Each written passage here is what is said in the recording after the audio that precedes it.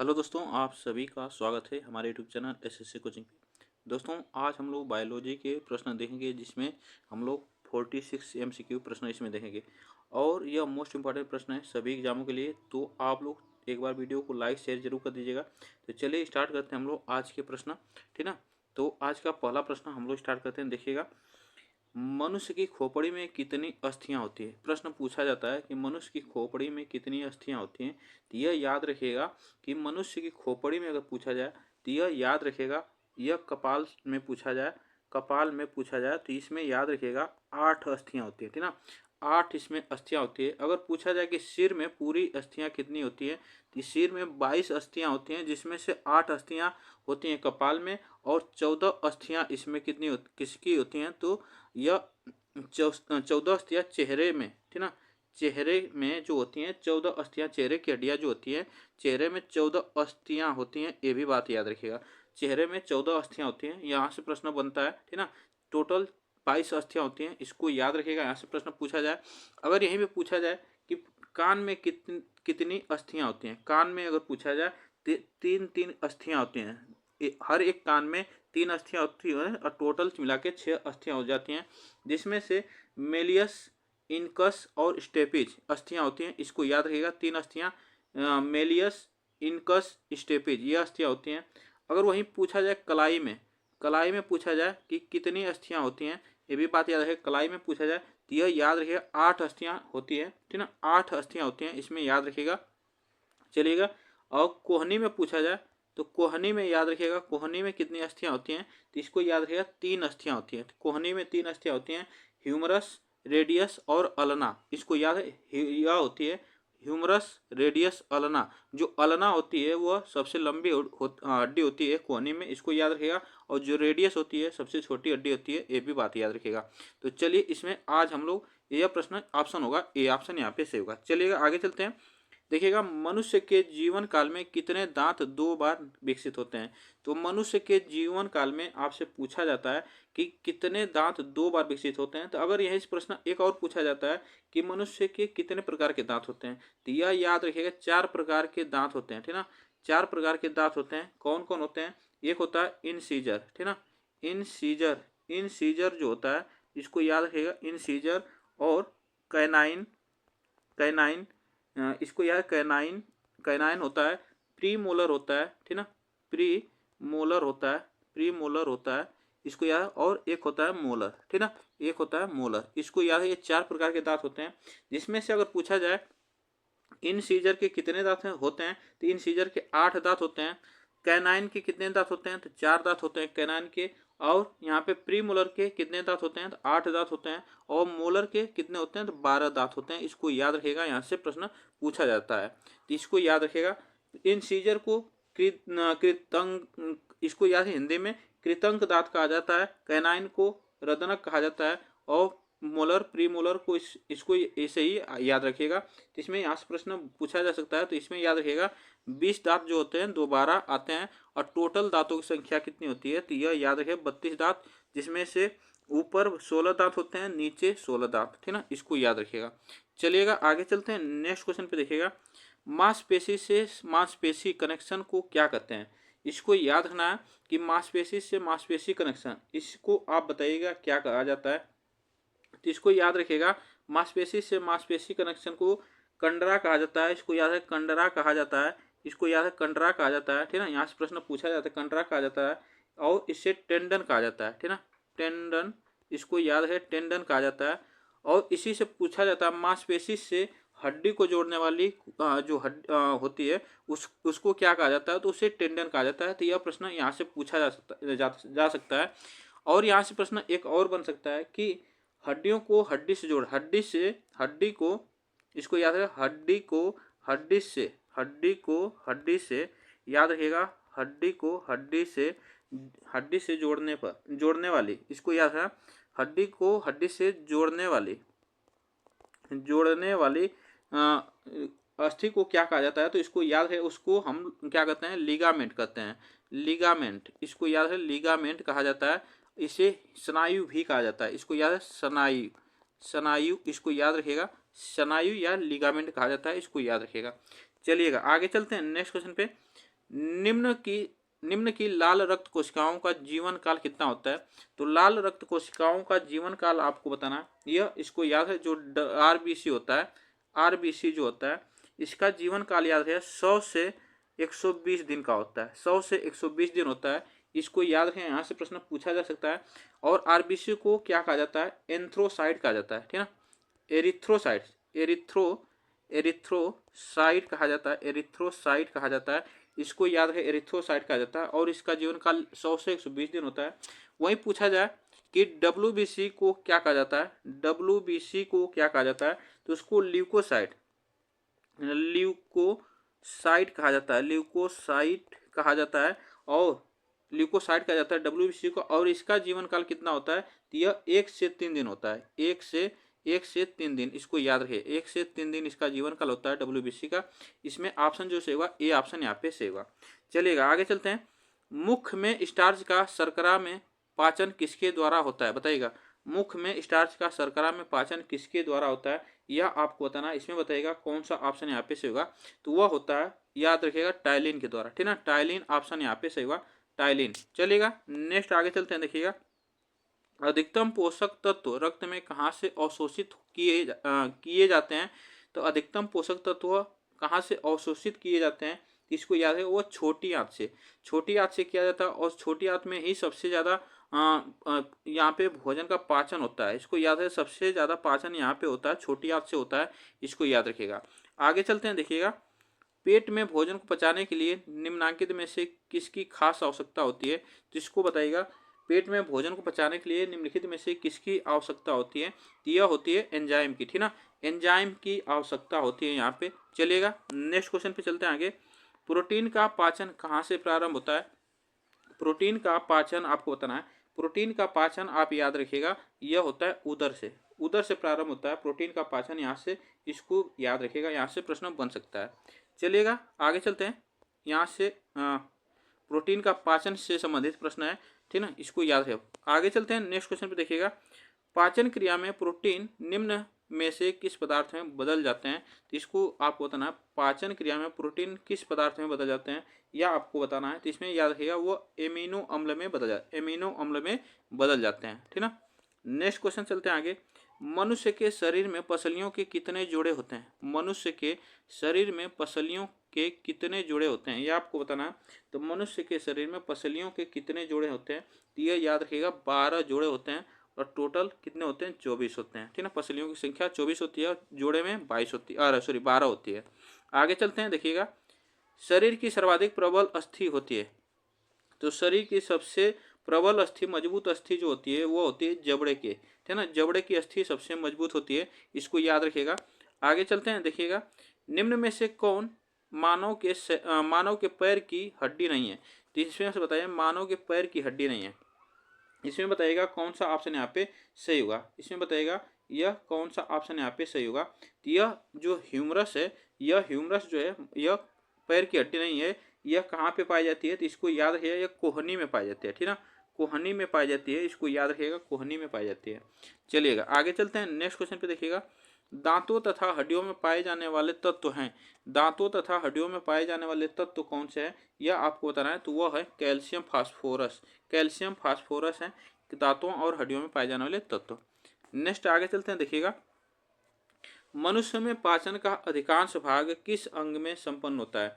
तो मनुष्य में पाचन का अधिकांश भाग वह जो होता है पाचन, वह संपन्न कहाँ होता है? तो छोटी आंत में ज़्यादा संपन्न होता है, इसको याद है, छोटी आंत में।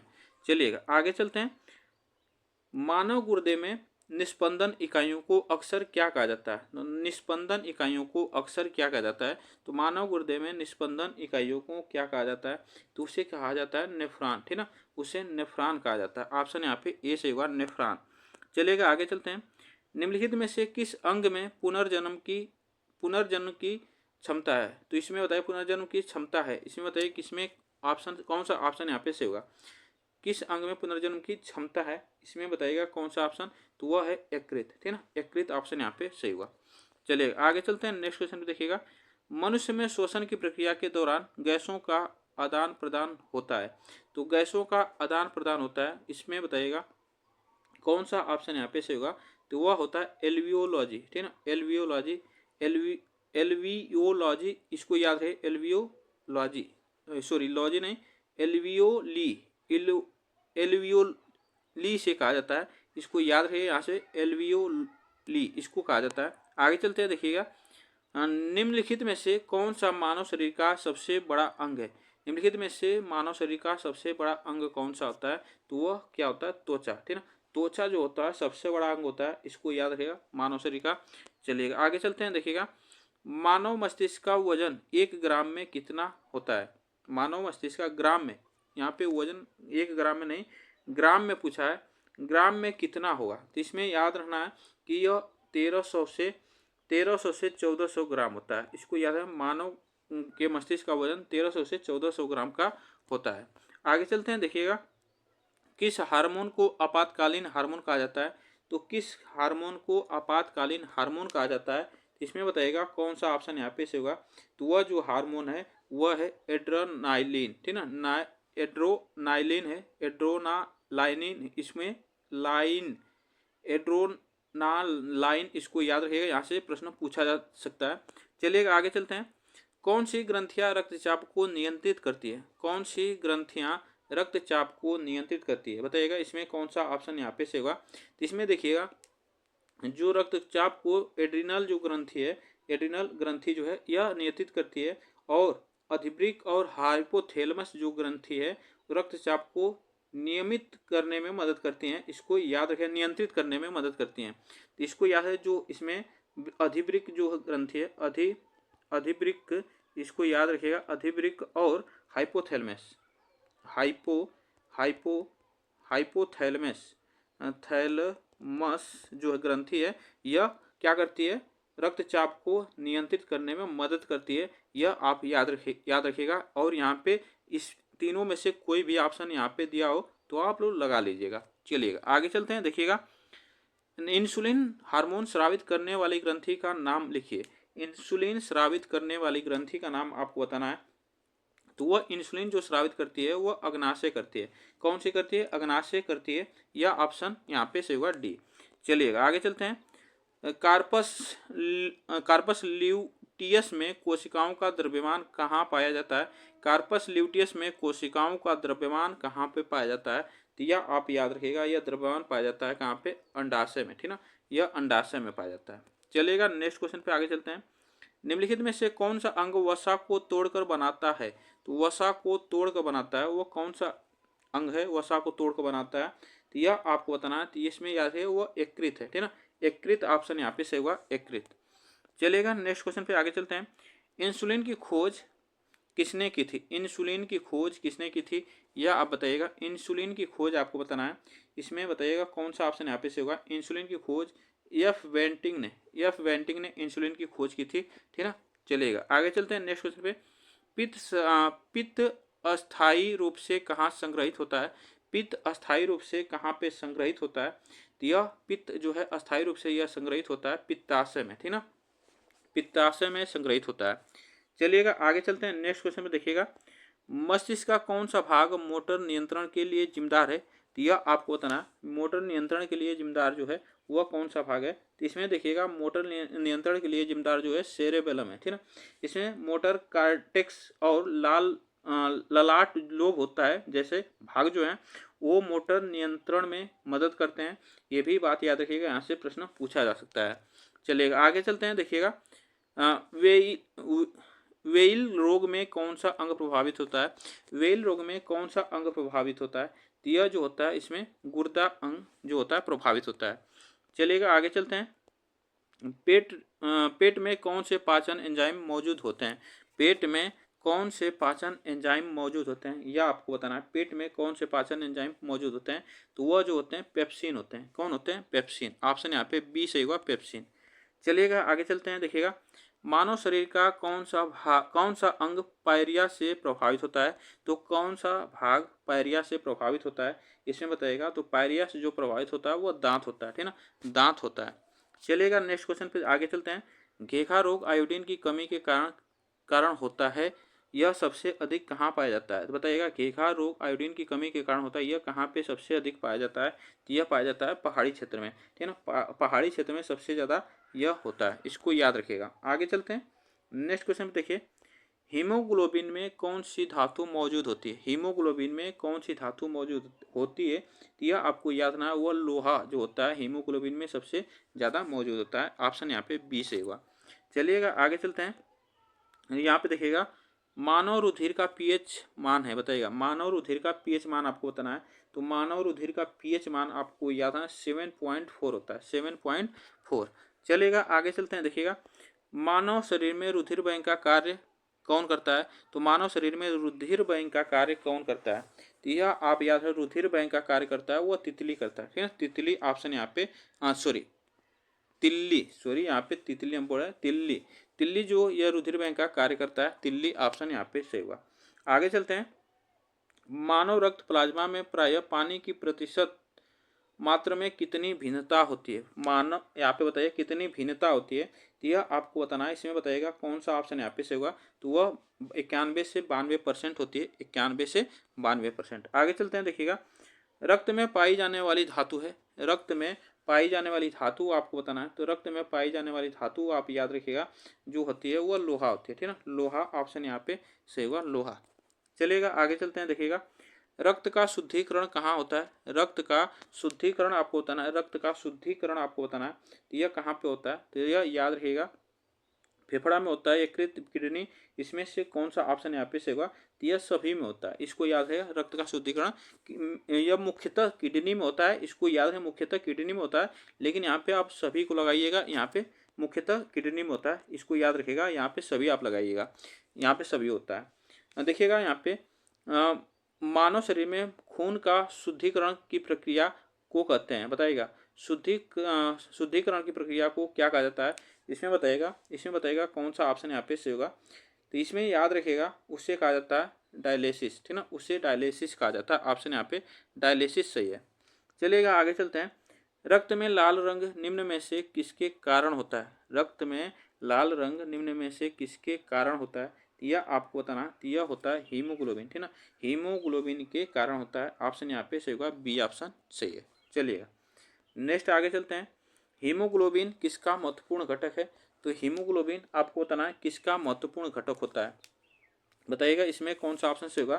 तो यह हीमोग्लोबिन जो है यह आरबीसी का महत्वपूर्ण घटक होता है, ठीक ना। आगे चलते हैं, देखिएगा निम्न में से किसकी सहायता से रक्त द्वारा ऑक्सीजन ले जाया जाता है? बताइएगा किसकी सहायता से रक्त द्वारा ऑक्सीजन ले जाया जाता है? इसमें बताइएगा किसके द्वारा इसमें रक्त ले जाया जाता है? तो लोहित कोशिकाएं, ठीक ना, लोहित कोशिकाएं द्वारा ले जाया जाता है।